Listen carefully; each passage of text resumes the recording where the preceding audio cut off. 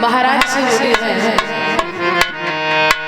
कि सुनी पिया की बात और सुनी पे बजुर टूट गयो।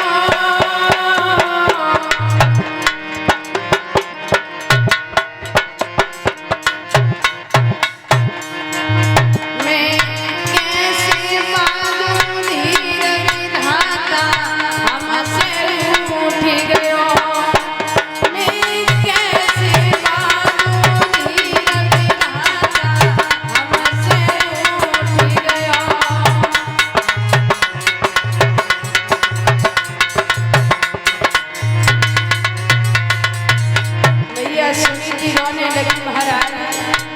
यदि मेरे हज की बात होती तो एक नहीं 10 सवाल को जन्म दे देती, लेकिन क्या करें। अरे आज बस मेरो जो चलतो, अरे आज बस मेरो जो चलतो, मोए होतई देती मारी तो कजे देखन नहीं पड़तो। मैया होतई देती मारी तो कजे देखन नहीं पड़तो।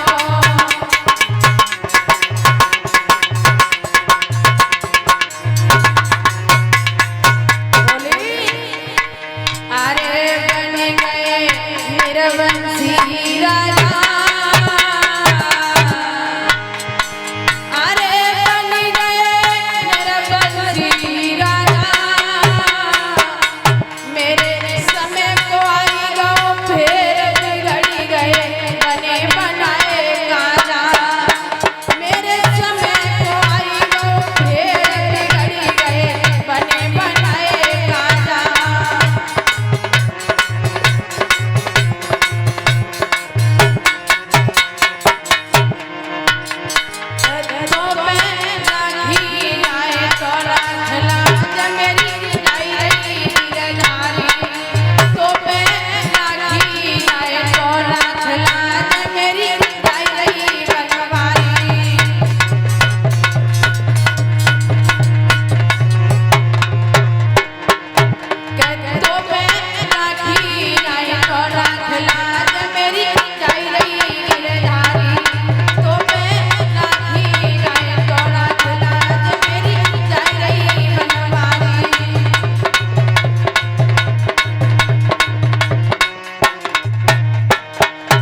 मैया सुनीति हाथ जोड़ करके खड़ी हुई कहने लगी, महाराज जो जैसा बीज डालता है वैसी ही फसल काटनी पड़ती है। महाराज ये हमारे हाथ की बात नहीं है।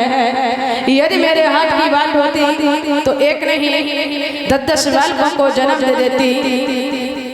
महाराज उत्तान काज को मैया सुनीति ने बहुत समझाया,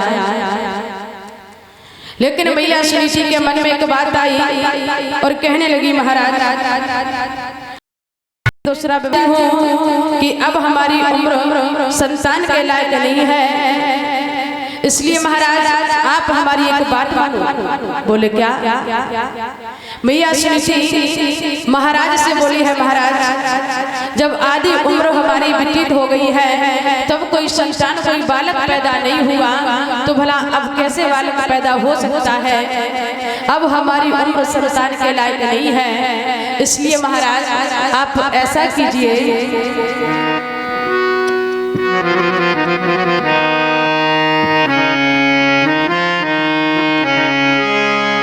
कि प्रियतम मत देर लगाइयो रे, तुम दूझो गाँव रचइयो रे।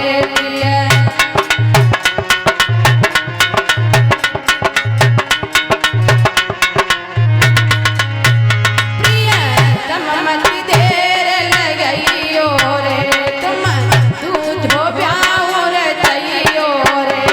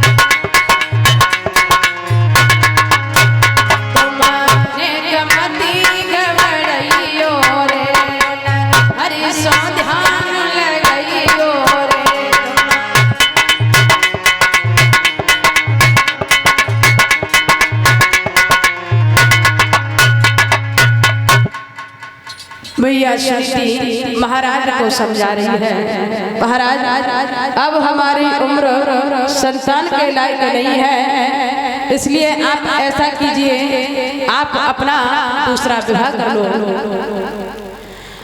उत्तानपाद समझाते हैं सुनीति, तुम नहीं जानती हो कि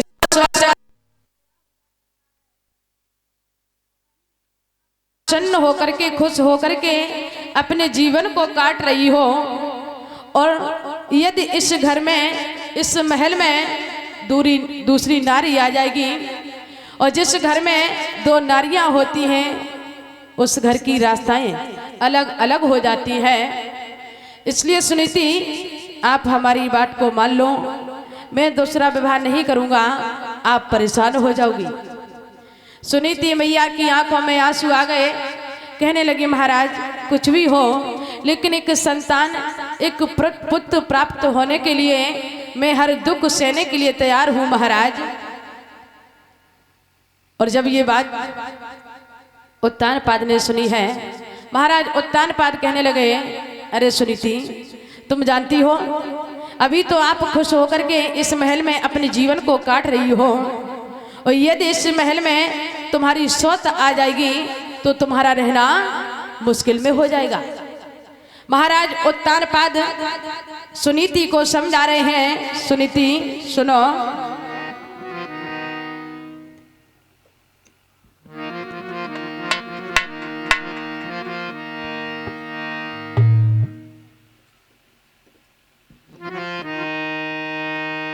अरे कहीं रूप समझ आई और मान ले आज बात मेरी,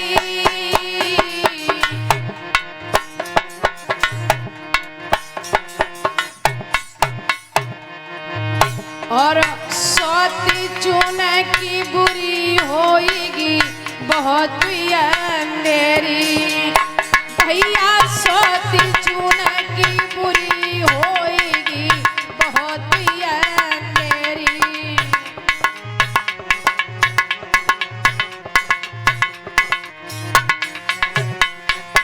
लेकिन सुनीति नहीं मानी, हरे रोई रही महलन में रानी,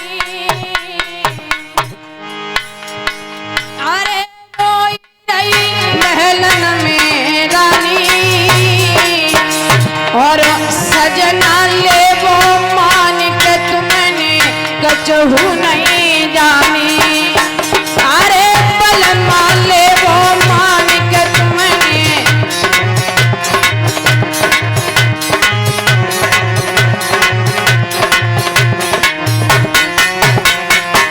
क्या हुआ अरे बीती गई जो रात सारी, सारी रात हो गई, महारानी महाराज को समझा रही है, अरे बीती गई जो रात सारी, फिर धूप भये तैयार करी, फिर शादी की तैयारी, अरे धूप भये तैयार करी, फिर शादी की तैयारी।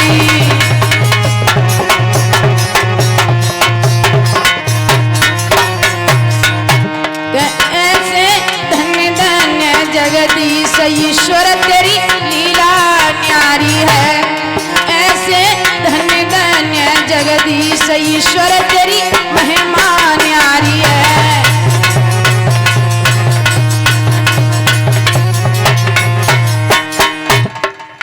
आज महारानी महाराज को समझाती है कि हे नाथ, जब हमारा आधा जीवन व्यतीत हो गया तब कोई संतान, कोई पुत्र पैदा नहीं हुआ तो भला अब कैसे होगा। इसलिए महाराज आप ऐसा कीजिए, आप अपना दूसरा विवाह कर लो। महाराज ने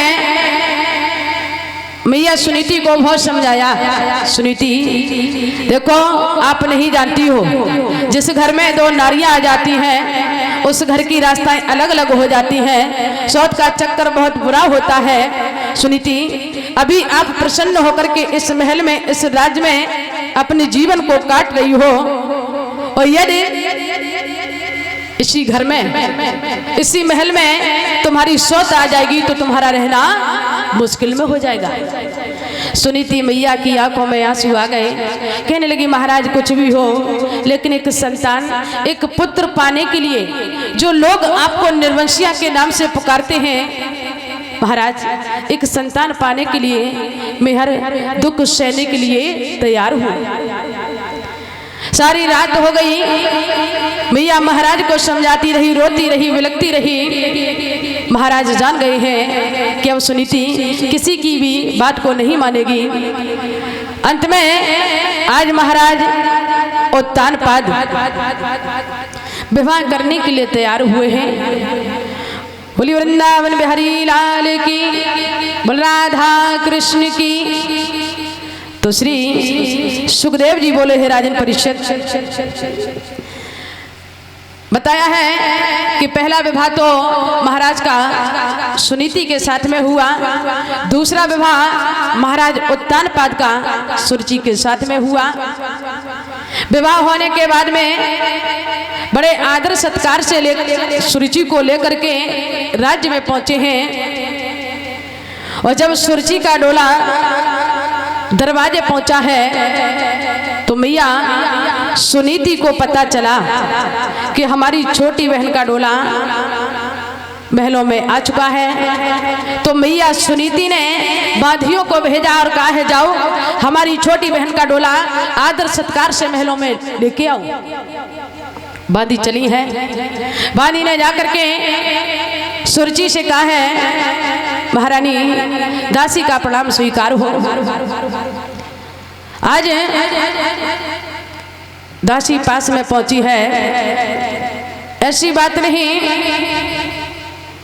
सुरुचि पूछने लगे कहिए दासी क्या बात है।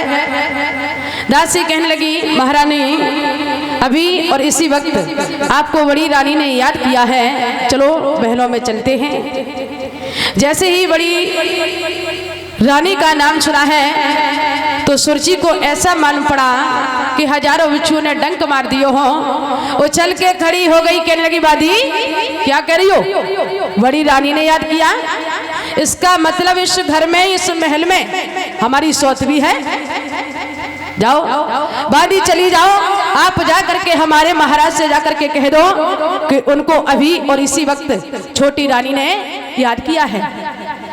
बादी उन्हीं पैरों भागी, महाराज को जाकर के सारा हाल बताया। महाराज उत्तानपाद ने मन में विचार किया भला इतनी जल्दी छोटी रानी को हमसे कौन सा काम पड़ गया। सोचने लगे खैर कोई बात नहीं, नई नई आई है, कुछ काम पड़ गया होगा। महाराज उत्तानपाद सुरुचि के पास में पहुंचे हैं तो क्या देखा कि सुरुचि उस डोला से नीचे नहीं आ रही है। तो महाराज उत्तानपाद कहने लगे अरे सुरुचि क्या बात है जो आप इस डोला से नीचे नहीं आ रही हो। ऐसा करो आप डोला से नीचे आ जाओ, चलो महलों में चलते हैं। सुरुचि कहने लगी महाराज आपने हमारे साथ में धोखा किया है। महाराज उत्तानपाद सोचने लगे ऐसा हमने कौन सा काम कर दिया, कौन सा धोखा दे दिया। सुरुचि कहने लगी महाराज सुनो, जब तुम्हें ये मालूम था कि इस महल में, इस घर में एक नारी और है तो मुझे लाने की क्या जरूरत थी। और सुरुचि महाराज से बोली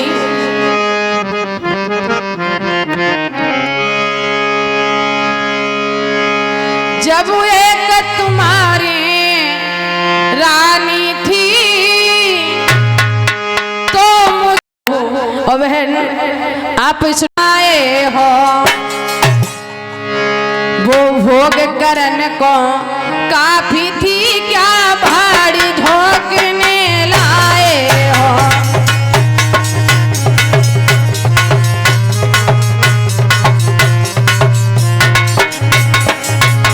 सुरुचि कहने लगी महाराज जब एक तुम्हारी रानी थी तो मुझे बेअर्थ में लाए हो। ये भोग करने को काफी थी क्या भाग झोंकने लाए हो।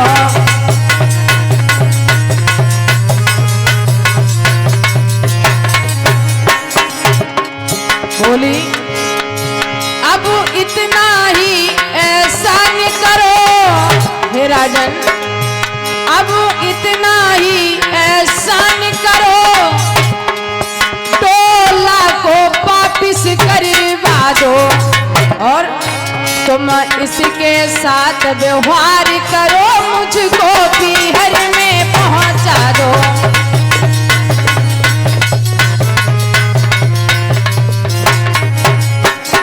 तुम इसके साथ व्यवहार करो, मुझको पीहर में पहुंचा दो।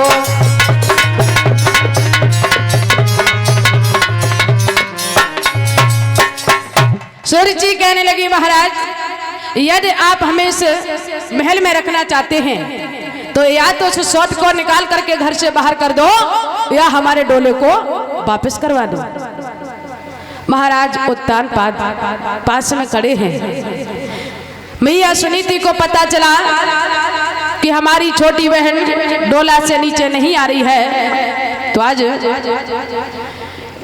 मैया सुनीति स्वयं दरवाजे पहुंची है और हाथ जोड़ करके बोली, बहन आप इस डोला से नीचे आ जाइए। बहन आप तो जानती हैं और आज तक मैं इस महल में इस घर में रानी बन करके रही हूँ, लेकिन बहन आप जैसा सोच रही हो ऐसा कुछ नहीं है। बहन आप इस डोला से नीचे आ जाओ। सुनीति ने बहुत समझाया, लेकिन सुरुचि डोला से नीचे नहीं आई है। बोली वृंदावन बिहारी लाल की, बोल राधा कृष्ण की। तो आइए छोटा सा भजन बोलेंगे।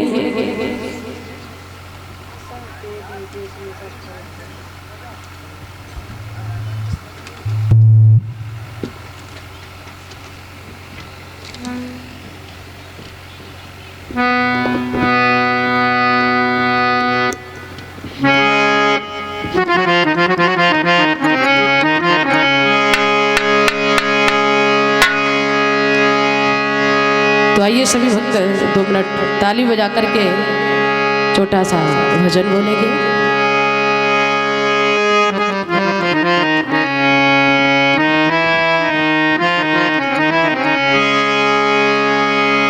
कि बचो नाए मेरी बहने और बछलिया की बंसी छिनाई लेती। बसो नाए मेरी बहन छलिया की बंसी छिनाई लेती।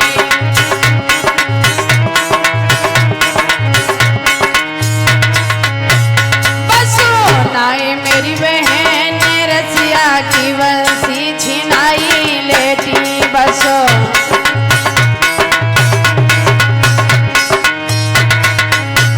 बसो नाए मेरी बहन रसिया की बंसी छिनाई लेती। बसो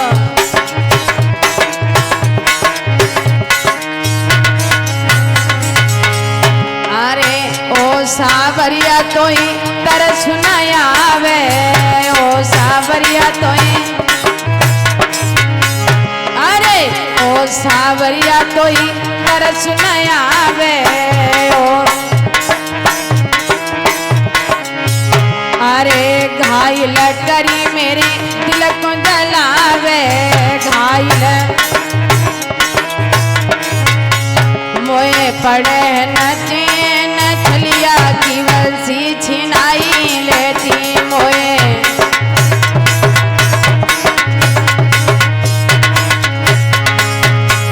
मोए पड़े नचे नचलिया की बंसी छिनाई लेती। मोए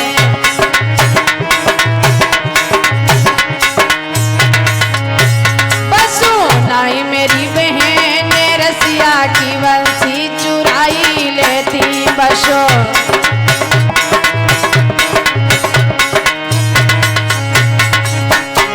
अरे जब जब बंसी बाजे श्याम की, जब जब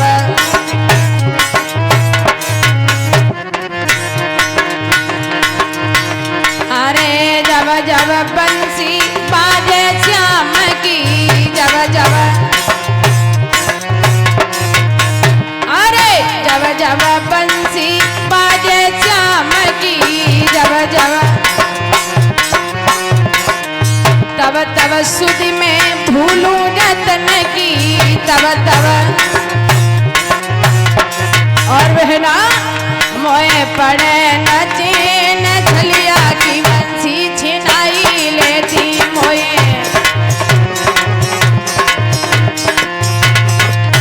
मोए पड़े न चैन रसिया की बंसी चुराई लेती मोए,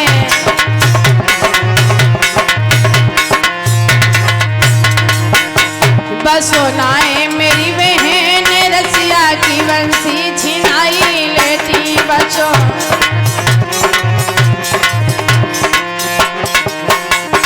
बोली वृंदावन बिहारी लाल की, राधा कृष्ण की।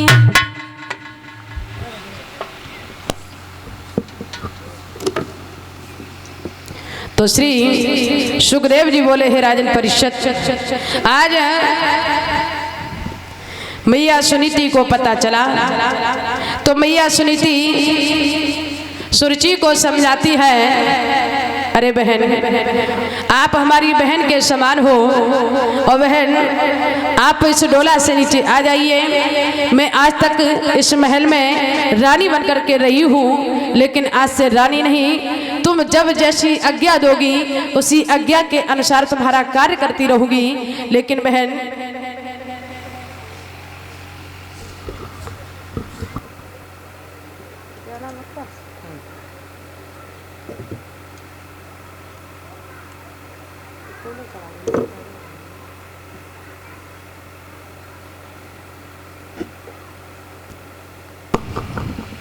इसी के साथ में ये माला का सम्मान उत्कर्ष भैया ये माला डाल के और 501 रुपए से सम्मानित कर रहे हैं। तो प्रभु से आशा है, कामना है कि भैया हमेशा धर्म के रास्ते पर यूं ही आगे बढ़ते रहें। और वृंदावन बिहारी लाल की, बोल राधा कृष्ण की।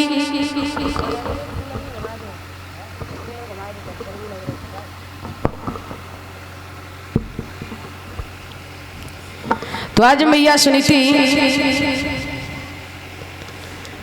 सुरुचि को समझा रही है कि बहन आप इस डोला से नीचे आ जाइए। और क्या बोली है सुनीति,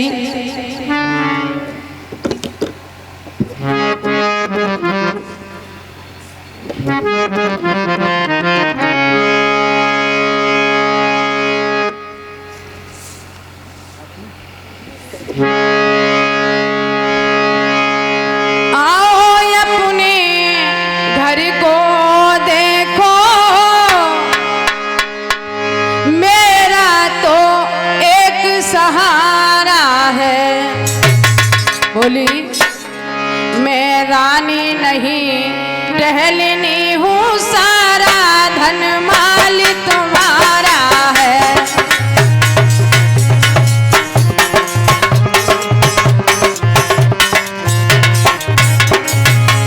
मैं रानी नहीं टहलनी हूँ, सारा धन माल तुम्हारा है।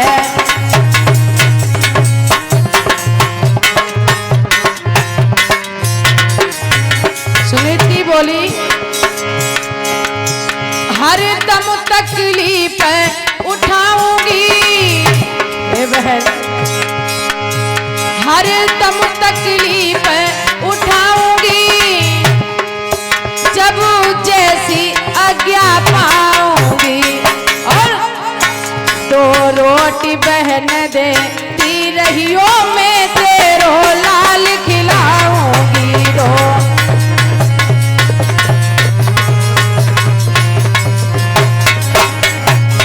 तो रोटी बहन देती रहियो, मैं तेरो लाल खिलाऊंगी। दो